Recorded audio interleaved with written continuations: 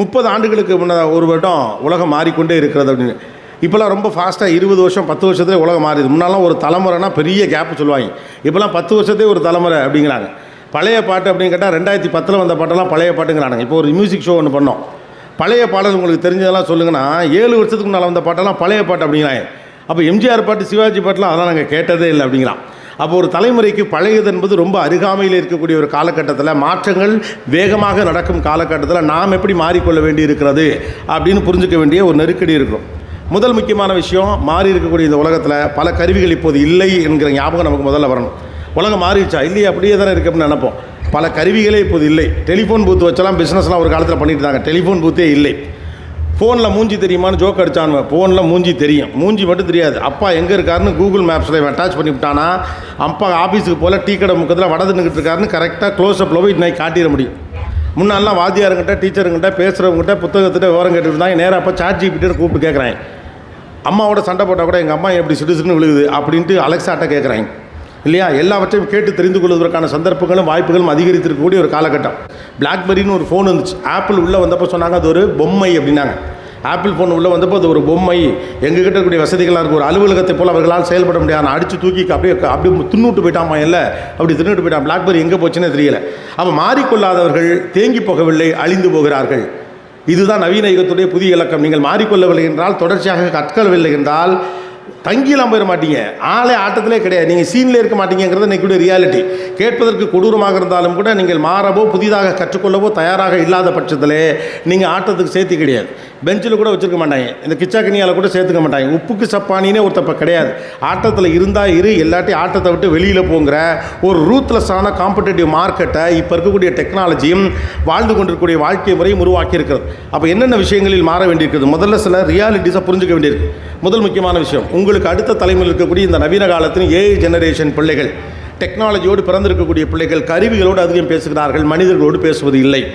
ஏன்னா எல்லாவற்றையும் கருவி பொறுத்து கொள்ளுகிறது, மனிதர்கள் பொறுத்து கொள்வதில்லை. நீங்கள் ChatGPT அல்லது ஏதாவது ஒரு ஏஐ டூலுக்கிட்டே இல்லை கூகுள்கிட்டே ஒரு சர்ச் இன்ஜின்கிட்டே போயிட்டு ஒரே கேள்வியை நீங்கள் 100 தடவை கேட்கலாம். எங்கள் பெரியம்மா கூட எங்கே இருக்குது அது பதில் சொல்லும். அவங்க பெரியம்மா யாருன்னு தேடி ஐ திங்க் அப்படியே தெரியலன்னா ஒரு அறிவு இருக்கான்னு கேட்டால் சாரி எனக்கு சொல்ல முடியல மன்னிச்சுக்கன்னு சொல்லும். நீ என்ன ஒரு ஆள், நான் இவ்வளோ கேட்குறேன் பெரிய டெக்னாலஜின்னு சொல்கிறேன், எங்கள் பெரியம்மாவோட ஒன்று தெரியலன்னு கேட்டால் மன்னிச்சுக்க நான் கண்டுபிடிச்சி சொல்கிறேன்னு சொல்லும். திரும்ப திட்டினால் மன்னிச்சுக்க கண்டுபிடிச்சி சொல்கிறேன். திருவள்ளூர்லேருந்து திருத்தணி எத்தனை கிலோமீட்டர் நீங்கள் கூகுள்கிட்ட லட்சம் தடவை கேட்டாலும் அறிவு இருக்கா 1000 தடவை சொல்லிட்டேனே ஞாபகத்தில் வச்சுக்க முட்டா பலன்னு சொல்லவே சொல்லாது. அப்போ எதிர்த்து பேசாத ஆட்களோடு பேசிக்கொண்டே இருக்கிறார்கள் பிள்ளைகள். அதே போல் டெக்னாலஜி விஷயத்தில் எக்ஸைட் ஆகாமல் மனிதர்களோடு பேசுவதற்கான வாய்ப்புகளை பிள்ளைகளுக்கு உருவாக்குங்கள். அப்போ பிள்ளைகளோடு பேச நமக்கு தெரியும். இப்போ பிரச்சனை என்னென்னா பிள்ளைகளோடு பேச நமக்கு தெரியலை. நவீன யுகத்தின் புதிய இலக்கணம் பிள்ளைகளோடு பேச நமக்கு தெரியலை. நம்ம பிள்ளைகளிடம் சொல்ல நம்மகிட்ட கதைகள் இல்லை. பிள்ளைகளோடு புழங்க அவர்களுடைய உலகம் நமக்கு அறிமுகத்திலேயே இல்லை என்பதுதான் இருக்கக்கூடிய பிரச்சனை. நம்மகிட்ட இருக்க ஒரே கதை, ஒரு ஊரில் ஒரு ராஜா இருந்தார். அந்த ராஜா செத்து 1000 வருஷம் ஆச்சு. அந்த ராணி அவரோட செத்துருச்சு. ஆனால் அந்த கதையை தவிர ஒரு கதை கூட நம்மகிட்ட கிடையாது. அப்போ திடீர்னு ஒரு திருடன் வந்தானா, திருடனா இப்போ வர்றதே இல்லை. பூச்சாண்டி பிடிச்சிட்டு போயிடுவான். பூச்சாண்டிலாம் ஊர்லேயே இல்லை, வேறு நல்ல பிஸ்னஸ் இருக்குது இப்போ அவங்களுக்கு. அப்போ பேசுவதற்கு கதைகள் இல்லை, சொல்லுவதற்கு மொழிகள் இல்லை, எக்ஸைட் பண்ணுறதுக்கு நம்மகிட்ட வார்த்தைகள் இல்லை என்கிற போது அவர்கள் கருவிகளோடு தான் போவாங்க. இன்றைக்கு எல்லாமே சிரமம். கருவிகளை வெல்லுவது தான் மனிதனுடைய மிக முக்கியமான வேலை. மேன் வர்சஸ் மெஷின் வார் ஸ்டார்டட் டிகேட்ஸ் எகோன்னு சொல்கிறான். மனிதர்களுக்கும் கருவிகளுக்கும் இடையிலான சண்டை ஆரம்பித்து பல வருடங்கள் ஆகிவிட்டது. நாம தான் தெரியாமல் இருக்கோம். நாம் சுவீகரிக்கக்கூடிய எண்டில் இருக்கிறதுனால இதெல்லாம் சௌகரியங்கள் நினைத்து கொண்டிருக்கிறோம். கருவிகளுக்கு எதிராக நான் பேசலை. கருவிகளோடு உடன்படுதல் எப்படின்னு ஒன்று இருக்குது. எப்போதுமே ஒரு பக்கம் ஓட்டம் ஓடிக்கொண்டிருந்த போது தமிழ் கூறும் நல்லுலக அற்புதமாக சில விஷயத்தை செய்யும். அது போகிற போக்கத்தில் ஓடாது.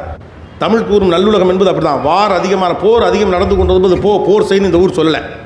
பணத்தை நோக்கி எல்லோரும் ஓடுகிற போது எல்லாம் ஓடு பணத்தை சம்பாதி இந்த ஊர் சொல்லலை.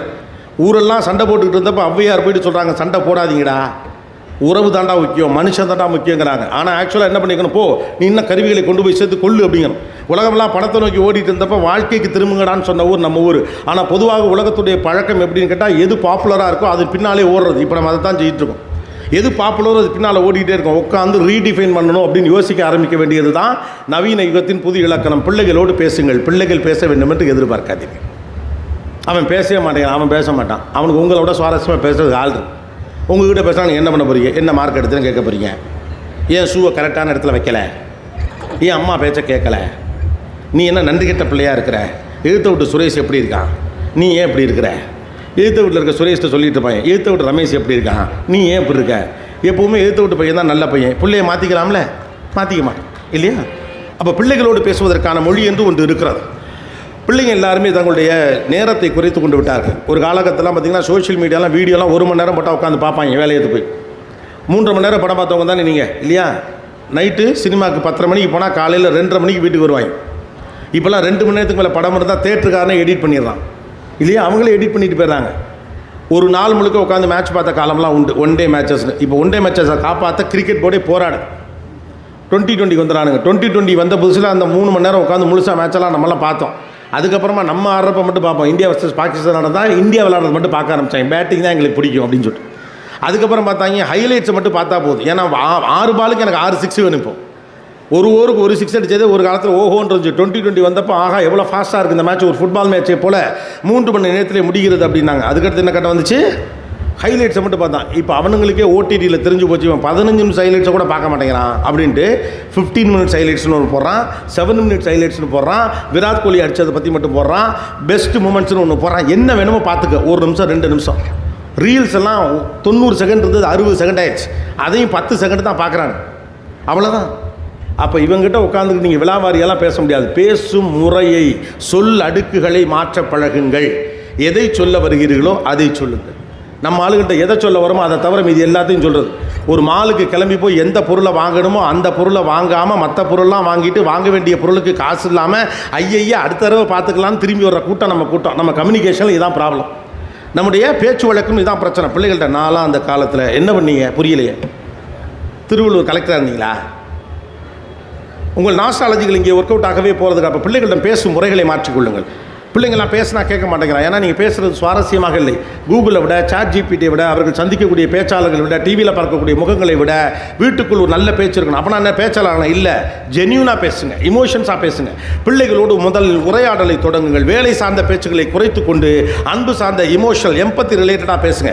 நம்முடைய வீடுகளை கவனித்து பார்த்தீங்கன்னா பேச்சே கிடையாது. ஆக்சுவலாக வீடுகளுக்குள் நடக்கக்கூடிய பேச்சுக்கள்லாம் வேலை சார்ந்த பேச்சுக்களாகத்தான் இருக்குது. கணவன் மனைவிக்கு இடையிலே காதல் சார்ந்த பேச்சுக்கெல்லாம் குறைஞ்சு போய் ரொம்ப வருஷமாச்சு. இஎம்ஐ கட்டியாச்சா, சொந்தக்காரங்க கல்யாணத்துக்கு போனால் எவ்வளோ மொய் எழுதணும், அவங்க நமக்கு எவ்வளோ எழுதுனாங்க, நோட்டை எடுத்து பாரு, அந்த வீணா போனவன் எதுக்கு பத்திரிக்கை வச்சான், நம்ம போனால் வரிசையில் நம்மளை உட்கார வைப்பானா, அவன் நம்மளை அசிங்கப்படுத்தவனாச்சு, அவன் கொழுந்தியா கல்யாணத்துக்கு நான் ஏன் போகணும், என் கொழுந்தியா கல்யாணம்னா பரவாயில்ல, உன் தம்பி வந்தானா திருட்டு பைய, உங்கள் தம்பி மாதிரி ஒன்று என் தம்பி கிடையாது, உங்கள் தங்கச்சி வந்தானா சொம்ப தூக்கிட்டு போகிறா. எல்லாமே வேலை சார்ந்த பேச்சு தான். யாருமே சுவாரஸ்யமாக பேசிக்கல. நம்முடைய வீடுகள் வேலை சார்ந்த பேச்சுகளே பேசிக்கிட்டு இருக்கு. நீங்கள் மாறி இருக்கிறத கவனிச்சிருக்கீங்களா? நீங்களே மாறிட்டீங்க. அப்போ பிள்ளைகிடம் அதான் பேச்சு. ஒரு நிறுவனம் போல் நடக்குது நம்முடைய வீடுகள். தந்தை சிஇஓ, அம்மா எம்டி, பசங்களாம் எம்ப்ளாயிஸ். அவங்க ரிசல்ட் ப்ரொடியூஸ் பண்ணணும். 2 இட்லி எடுத்து வாயில் வைக்கிறதுக்குள்ளே 70 மார்க் எடுத்துட்டேன், இட்லி தான் கேடு. 70 மார்க்குக்கு இட்லிக்கு என்ன சம்மந்தம் இருக்குது? அவன் திங்கிறது வயிற்றுக்கு. அப்போ பிள்ளைகள் ரிசல்ட் ப்ரொடியூஸ் பண்ணக்கூடிய ப்ரொடக்டிவான ஆட்களாக மட்டும் பார்க்கப்படுகிறார்கள். ஏற்கனவே இந்த உலகம் எல்லாரும் என்னவா மாற்றி வச்சிருக்கு, நீ ப்ரொடக்டிவாரு, சம்பாரி, வேலைக்கு போன்னு சொல்லிக்கிட்டு இருக்கு. எம்பத்தியை யார் சொல்லித் தருவார்கள்? இனிமேல் கருவிகள் செய்ய முடியாத விஷயத்தை செய்கிறவன் தான் வெற்றியாளன். அவ்வளவுதான். 1 லைன் டைரக்ஷன். கருவியால் எம்பத்தியை உருவாக்க முடியாது. கருவிகிட்ட கிரியேட்டிவிட்டி